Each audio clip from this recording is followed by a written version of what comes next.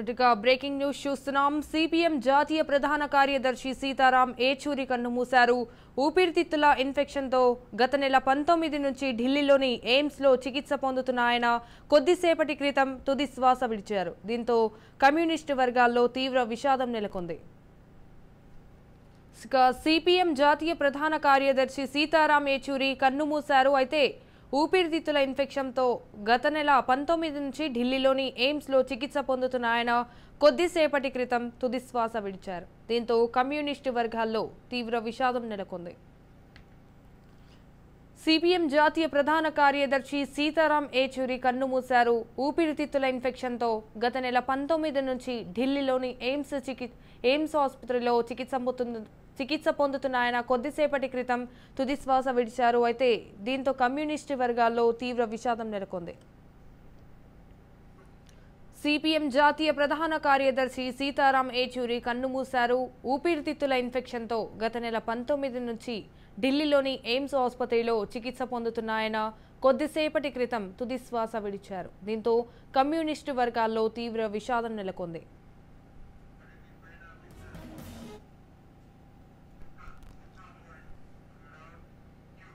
Right, ఇక ఇదే అంశానికి సంబంధించి మరిన్ని అప్డేట్స్ మా ప్రతినిధి స్వప్న అందిస్తారు. రాజ్యసభ ఎంపీగా సుదీర్ఘ కాలం పనిచేసినటువంటి సీతారాం ఏచూరి మరణం అనేది ఇప్పుడు అందరి చర్చ చేస్తుందని చెప్పాలి. ఎందుకంటే సిపిఎం ప్రధాన కార్యదర్శిగా ఉన్నారు. ఆయన చేసినటువంటి పోరాటాలు ఒక కమ్యూనిస్టు నేతగానే కాకుండా ప్రజలకు అవసరమై ప్రజలకు ఏం కావాలి అనే విషయాలకు సంబంధించి గట్టిగా మాట్లాడే నేత, ఏదైనా అవసరం ఉన్నప్పుడు ప్రజా పోరాటాలు చేసినటువంటి నాయకుడు సీతారాం ఏచూరి. అంటే కమ్యూనిజం భావజాలాలు ఉన్నటువంటి వాళ్లకు ఒక వాళ్ళ దిశానిర్దేశం చేసుకోవడంలో ఆయన జీవితం అనేది ఒక కీలకంగా ఉంటుంది. ఇటు రాజకీయంగానే కాకుండా అటు సామాజిక వేత్తగా కూడా మంచి గుర్తింపు ఉన్నటువంటి నాయకుడు. ప్రజలకు సంబంధించి వాళ్ళకి ఏం కావాలి, ఏమి విషయాల మీద వాళ్ళ అవగాహన పెంచుకోవాలి, ముఖ్యంగా కూడు గూడు అనేది వాళ్ళకి ఎంతవరకు అవసరము, నిరుపేదలైన వాళ్ళు ఉన్నప్పుడు వాళ్ళ వెంట ఉండడం కానీ, వాళ్ళ సమస్యల విషయంలో పోరాటం కానీ, వాళ్ళ సమస్యలను ప్రభుత్వం దృష్టికి తీసుకెళ్ళడం కానీ, ఇలాంటి అనేక విషయాల్లో ముందున్నటువంటి వ్యక్తి. ఇప్పుడు ఉన్నటువంటి నాయకులు చాలా మందికి ఆయన ఆదర్శంగా ఉన్నారు. అలాంటి నేత కొద్ది రోజులుగా ఊపిరితిత్తుల సమస్యతో బాధపడుతున్నారు. గత కొంతకాలంగానే ఆయన అనారోగ్యంగానే ఉంటూ వస్తున్నారు. కిడ్నీకి సంబంధించి కొన్ని సమస్యలు కూడా ఉన్నట్టుగా తెలుస్తుంది. దాంతోపాటు లంగ్స్ ప్రాబ్లం అనేది ప్రధానంగా మారిందని తెలుస్తుంది. ఊపిరి తీసుకోవడానికి చాలా ఇబ్బంది పడ్డము, ఇన్ఫెక్షన్స్ రావడం వల్ల ఢిల్లీ ఎయిమ్స్ ఆసుపత్రిలో చేరడం జరిగింది. అయితే ఆయన బాగవుతారు, మళ్ళీ తిరిగి ప్రజల్లోకి వస్తారు అనేటువంటి వార్తలు వినిపించిన వయసు రీత్యా, ఎందుకంటే 72 సంవత్సరాలు ఉన్నారు. ఆరోగ్యపరమైనటువంటి సమస్యలతో పాటు వయసు రీత్యా వచ్చినటువంటి సమస్యలు కూడా ఆయనకు ప్రధాన అడ్డంకిగా మారాయి.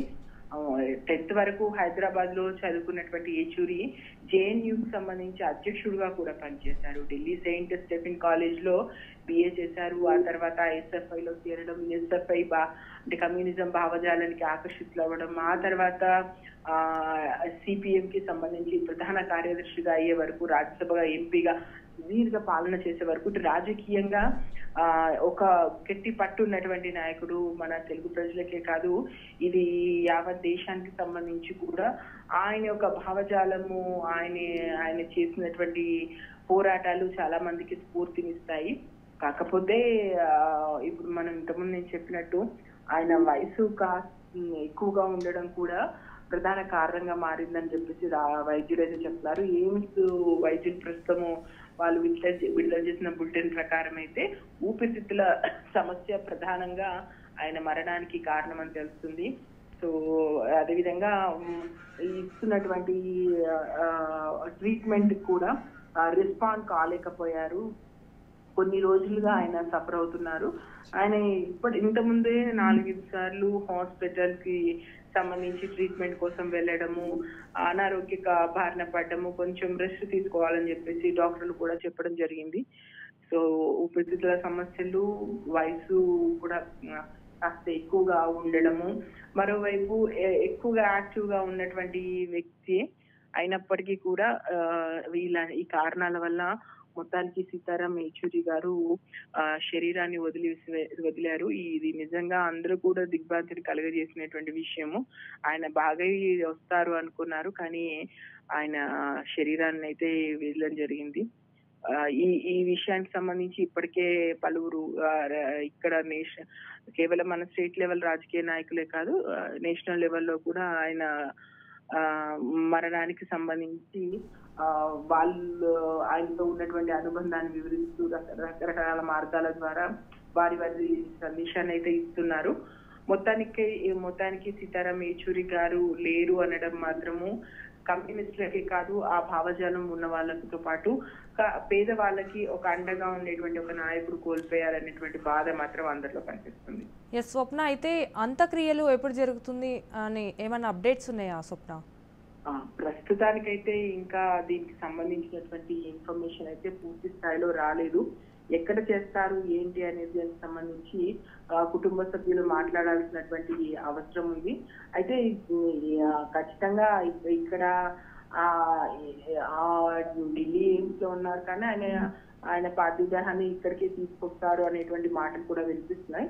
కాకపోతే ఇప్పుడే ఇన్ఫర్మేషన్ బయటకు వచ్చింది. ఇంకా ఏం జరుగుతుంది ఏంటి, ప్రభుత్వం స్థాయి నుంచి ప్రభుత్వం ఏం చెప్తుంది, ఎక్కడ చేయాలనుకుంటున్నారు ఆయన, ఎందుకంటే బేసిక్ కమ్యూనిస్ట్ భావజాలం ఉన్న వాళ్ళు వాళ్ళ తర్వాత తదనంతరం వాళ్ళ చావుకు సంబంధించినటువంటి ఎలా జరగాలి ఏంటి అనే దానికి సంబంధించి కూడా వాళ్ళ దగ్గర చెప్పేసి వెళ్ళడం కూడా జరుగుతుంది. కాబట్టి ఏంటి ఎలా అనుకుంటున్నారు ఏంటి అనేది అయితే ప్రస్తుతము ఎలాంటి ఇన్ఫర్మేషన్ అయితే లేదు. మరి కొద్దిసేపట్లో మనకు ఈ ఇన్ఫర్మేషన్ వచ్చేటువంటి అవకాశం ఉంది. Right, thank you Swapna. Communist పార్టీలో తీవ్ర విషాదం చోటు చేసుకుంది. సిపిఐ జాతీయ ప్రధాన కార్యదర్శి మాజీ రాజ్యసభ సభ్యుడు సీతారాం యేచూరి కన్నుమూశారు. కొంతకాలంగా అనారోగ్యంగా బాధపడుతూ ఆయన ఢిల్లీ ఎయిమ్స్ ఆసుపత్రిలో కన్నుమూశారు. మధ్యాహ్నం పరిస్థితి విషమించడంతో తుదిశ్వాస విడిచారు. ఆయన మృతితో కమ్యూనిస్టు పార్టీ శ్రేణులతో పాటు దేశ రాజకీయాల్లో విషాదం నెలకొంది. కమ్యూనిస్టు పార్టీలో తీవ్ర విషాదం చోటు చేసుకుంది. సిపిఐ జాతీయ ప్రధాన కార్యదర్శి మాజీ రాజ్యసభ సభ్యుడు సీతారాం యేచూరి కన్నుమూశారు. కొంతకాలంగా అనారోగ్యంగా బాధపడుతూ ఆయన ఢిల్లీ ఎయిమ్స్ ఆసుపత్రిలో కన్నుమూశారు. మధ్యాహ్నం పరిస్థితిని విషమించడంతో తుదిశ్వాస విడిచారు. ఆయన మృతితో కమ్యూనిస్టు పార్టీ శ్రేణులతో పాటు దేశ రాజకీయాల్లో విషాదం నెలకొంది.